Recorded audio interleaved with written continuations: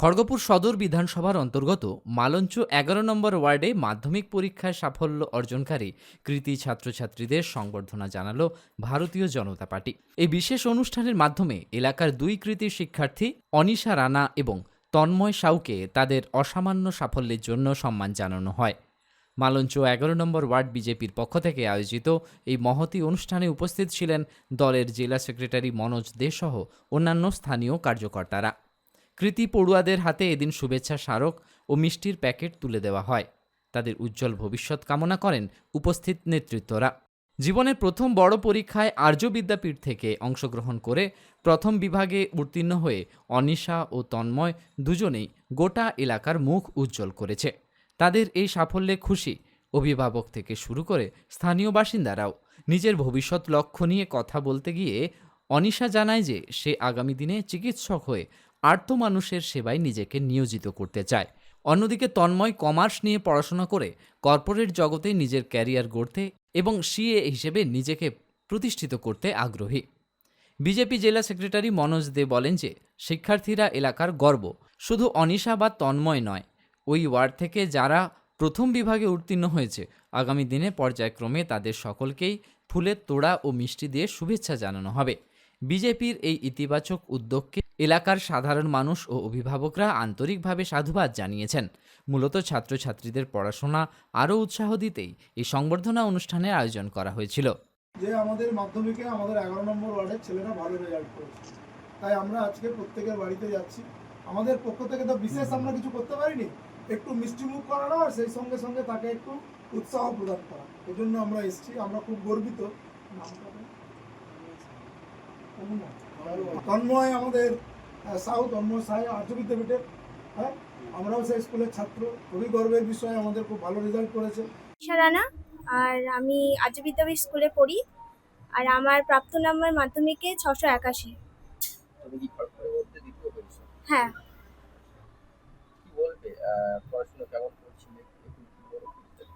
পড়াশুনো বলতে মানে মানে যখন ইচ্ছে হতো তখনই পড়তাম, তেমন কোনো নিয়ম নির্দিষ্ট সময় ছিল না।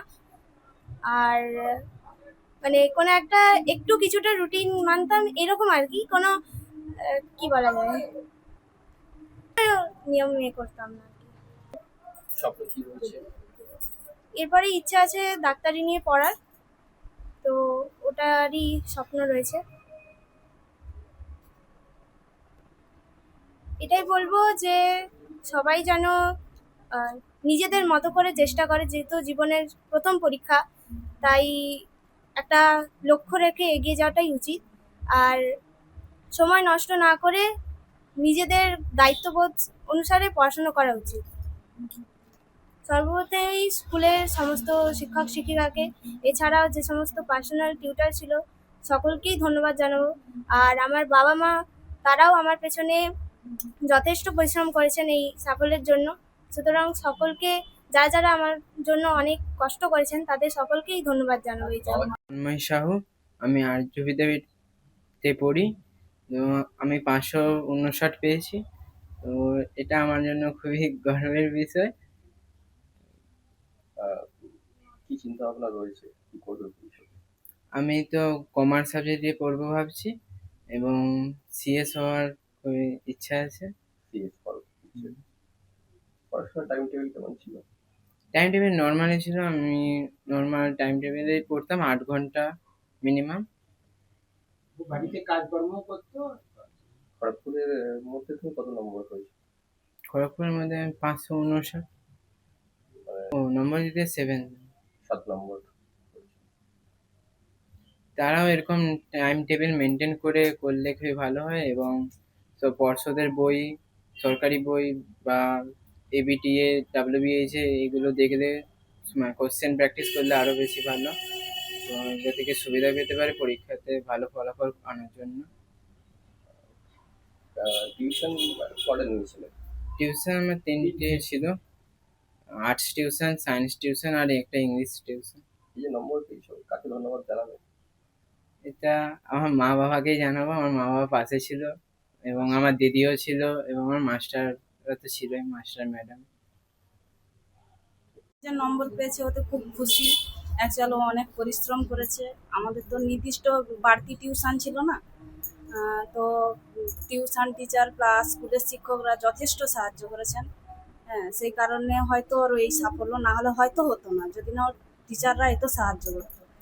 আপনি কি করেন? আমি হাউস ওয়াইফ। আপনি কি করেন? আমি প্রাইমারি স্কুলের টিচার, ঝাড়গ্রাম জেলা। মেয়ে তো মোটামুটি একটা বেশ ভালো নম্বর পেয়েছে, হ্যাঁ।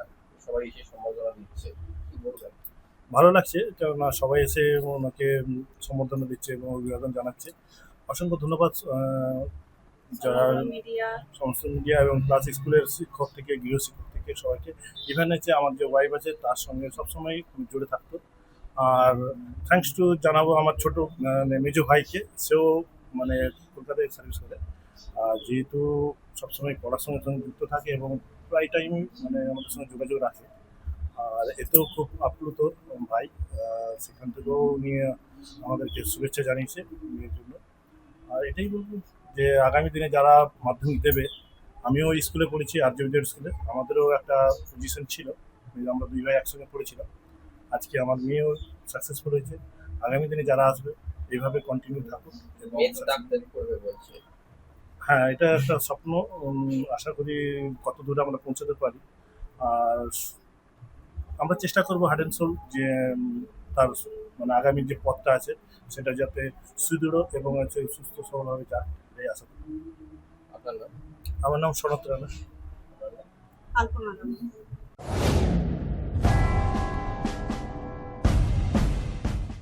এই মরশুমে মন প্রাণ জোড়াতে আইসক্রিমের জুড়ি মেলা ভার, কিন্তু সাবধান, বাজারে কম দামের আইসক্রিমগুলোতে রয়েছে নানান রকম কেমিক্যাল এবং সস্তার উপাদান। তাই তো ভারতের 1 নম্বর আইসক্রিম আমুল কোম্পানির কেশিয়াড়িতে একমাত্র অথরাইজড ডিস্ট্রিবিউটর নিয়ে এসেছে আপনাদের জন্য আইসক্রিমের নানান সম্ভার। Real milk, real ice cream, Amul ice cream শুধু দেশ নয়, দেশের বাইরেও প্রসিদ্ধ ও জনপ্রিয়। Namita fast food seller and suppliers, Keshiary, Thanagora. এখানে আমুল কোম্পানির সমস্ত ভ্যারাইটি আইসক্রিম ও আমুল কোম্পানির সমস্ত প্রোডাক্ট পাবেন সুলভ মূল্যে। আমাদের এখানে যে কোনো ধরনের অনুষ্ঠানে অর্ডার অনুযায়ী আমুল আইসক্রিম ও প্রোডাক্ট সাপ্লাই দেওয়া হয়। ফিক্সড অ্যামাউন্ট ও হোম ডেলিভারির সুব্যবস্থা রয়েছে। প্রোপাইটার বিবেকানন্দ মিশ্র ও বিট্টু মিশ্র। আরও বিশদে জানতে স্ক্রিনে দেওয়া নাম্বারে যোগাযোগ করুন। নিজেকে আপডেট রাখতে ফলো করুন সানন্দা নিউজ।